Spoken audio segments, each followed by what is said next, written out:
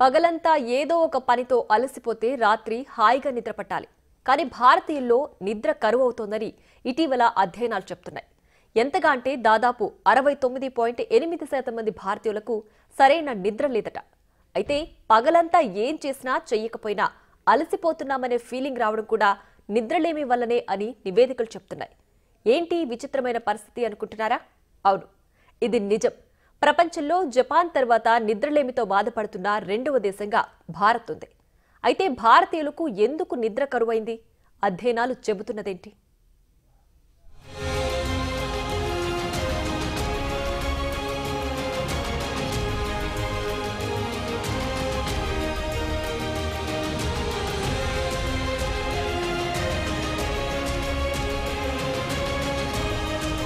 మనిషికి శ్వాస తీసుకోవడం, ఆకలి, దాహం వంటివి ఎంత ముఖ్యమో నిద్ర కూడా అంతే ముఖ్యం.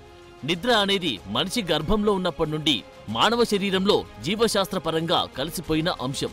అయితే కొందరికి నిద్రపోవడానికి సమయం ఉండకపోవచ్చు, కొందరికి సమయం ఉన్నా నిద్ర పట్టకపోవచ్చు, ఇంకొందరైతే నిద్ర పోకపోవచ్చు.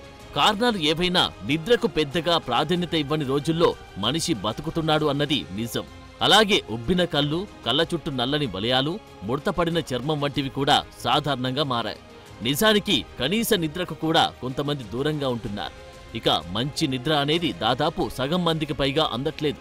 దీనితోనే భారతదేశంలో చాలా మంది శరీర సామర్థ్యాన్ని పూర్తిగా నాశనం చేసుకుంటున్నారని పరిశోధకులు చెబుతున్నారు. ఒక విధంగా మంచి నిద్ర అనేది విలాసవంతంగా మారిన పరిస్థితి కనిపిస్తోంది.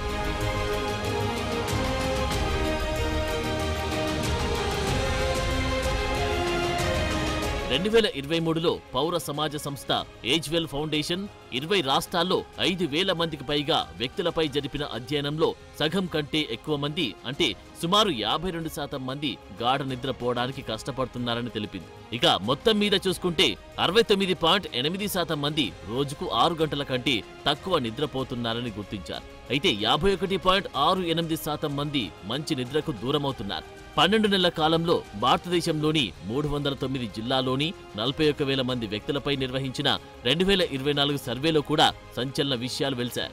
సోషల్ మీడియా ప్లాట్ఫామ్లో లోకల్ సర్కిల్స్ ప్రకారం 61% మంది గత సంవత్సరంలో 6 గంటల కంటే ఎక్కువ నిద్రపోతున్నట్టు తెలియజేశారు. ఈ సంఖ్య 2022-23 సర్వేతో పోలిస్తే 6% పెరిగింది.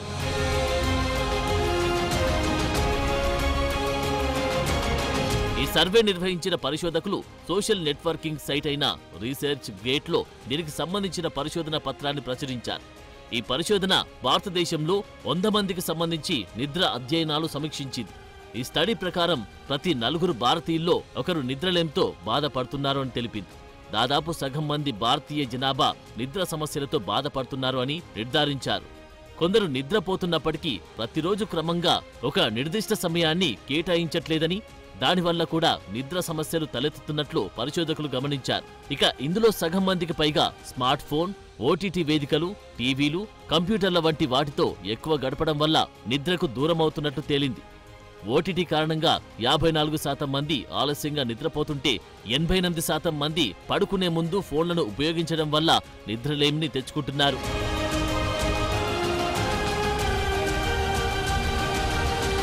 నిద్రలేమితో వచ్చే సమస్యలు అన్నీ ఇన్ని కావు. పేలవమైన చర్మం, గుండె, జీర్ణక్రియ, సంతానోత్పత్తి, జ్ఞానం, భావోద్వేగాలతో పాటు మధుమేహం వంటి సమస్యలకు కారణమవుతుంది. అలాగే మనం నడిచే విధానాన్ని కూడా నిద్ర ప్రభావితం చేయవచ్చు. రోజువారీ జీవితంలో పేలవమైన నిద్ర వల్ల విద్యార్థుల్లో సరిగ్గా చదవలేరు. పెద్దల్లో వృత్తి ఉద్యోగాల్లో ఉత్పాదకత తగ్గుతుంది. నిద్రలేమి 30-40% జనాభా జీవితంలో ఏదో ఒక సమయంలో అనుభవంలోకి వస్తుందని వైద్యులు చెబుతున్నారు. అందులో 10% కేసుల్లో ఈ సమస్య దీర్ఘకాలికంగా మారవచ్చు. అలా కాకుండా సుమారు 10% మంది పారాస్నోమియా, అంటే నిద్రలో మాట్లాడడం, నిద్రలో నడవడం, పీడకలలు, రాత్రి భయాందోళనలు వంటి సమస్యలు కూడా ఎదుర్కొంటున్నారు. ఇక 2-4% మందికి అబ్స్ట్రాక్టివ్ స్లీప్ ఆప్నియా ఉంది. అంటే గురక, శ్వాస తీసుకోవడంలో ఇబ్బందులు, నాణ్యత లేని నిద్రతో కూడిన శ్వాసకోశ స్థితి ఉంటుంది. ఈ పరిస్థితి తర్వాత నార్కోలెప్సీ, అంటే రోజులో మగతగా చేస్తుంది. ఒక్కోసారి ఇది హైపర్స్నోమియాకు దారితీస్తుంది, అంటే అధిక నిద్రకు కూడా కారణమవుతుంది. అంటే మంచి నిద్ర అంటే ఏంటి అని సందేహం రావచ్చు. నేషనల్ స్లీప్ ఫౌండేషన్ మార్గదర్శకాల ప్రకారం నిద్రకు ఉపక్రమించిన తర్వాత 30 నిమిషాలలోపు నిద్ర రావాలి. అలాగే నిద్రమత్తులో లేస్తే 5 నిమిషాల కంటే ఎక్కువసేపు మెలకువగా ఉండకూడదు. వెంటనే తిరిగి నిద్రపోవాలి. అలాగే ఉదయాన్నే రిఫ్రెష్ గా నిద్రలేవాలి. American Academy of Sleep Medicine Sleep Research Society ప్రకారం పెద్దలు రాత్రిపూట కనీసం 7 లేదా అంతకంటే ఎక్కువ గంటలు నిద్రపోవాలి. మేలుకోవడం, విశ్రాంతికి సంబంధించిన చక్రం సరిగ్గా లేకపోతే శరీరంలో సహజ రీసెట్ మెకానిజంతో జోక్యం చేసుకుంటుంది. ఇది ప్రతికూల జీవన సంబంధ రియాక్షన్లకు కారణమవుతుంది.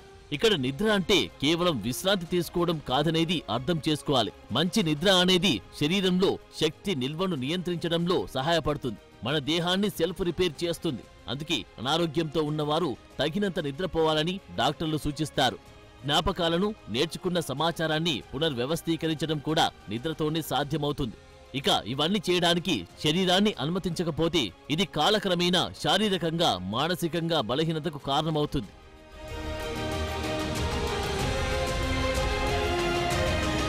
ఆ మధ్య ప్రధాని మోదీ మన్ కీ బాత్ లో chess grandmaster Viswanathan Anand ఓ ఫిట్నెస్ చిట్కా చెప్పారు. ఖచ్చితంగా అత్యంత ముఖ్యమైన ఫిట్నెస్ చిట్కా సుఖవంతమైన రాత్రి నిద్ర అని అన్నారు.